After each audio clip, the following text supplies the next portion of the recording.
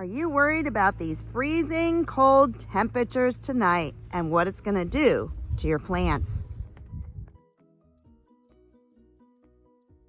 Hello everybody, this is Deb from Just Do Something Homestead, and I am out in our unheated greenhouse. And I say unheated because truly when we are getting temperatures this cold, down to the 20s, it doesn't matter if your crops are outside or in an unheated greenhouse, they are going to get frosted.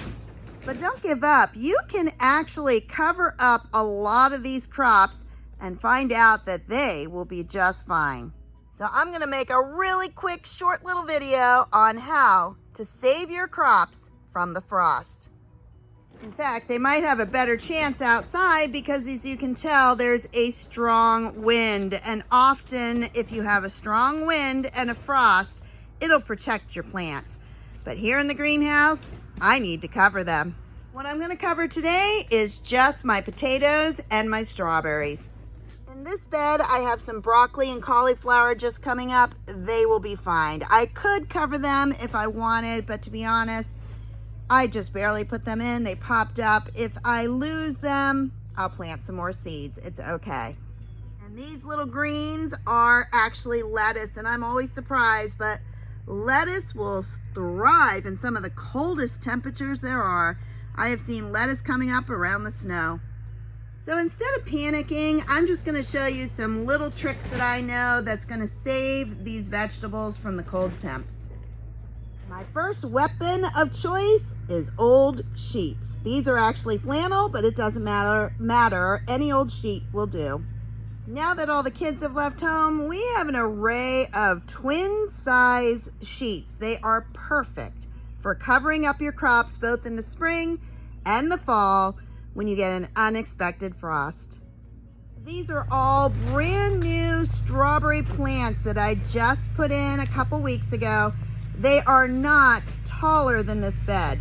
So for these, I can just lay the sheet on top. It's not going to touch these plants.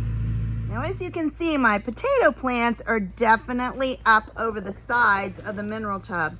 I don't want to lay a covering directly onto those leaves.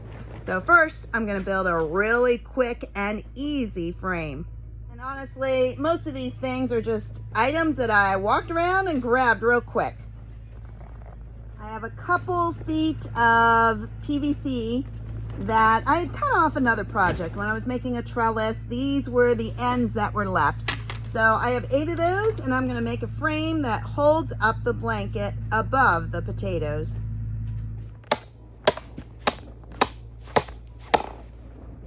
Now, as I'm sure you're aware, your tender vegetables do not like to be out in temperatures below 32 degrees. That will kill almost everything that you plant. There are a few really tough ones, but most plants cannot thrive in temperatures that low. I have planted my potatoes over the last month or so in these mineral tubs, and these first 3 are doing really well. This last one just barely started to come up. And then these 2 do not have any green sticking up. So I'm not concerned about those 2. They are going to be fine. But what I need to do is cover up the ones that are growing. I'm in the process of putting some of these Vago garden beds together. And so I still have a couple panels.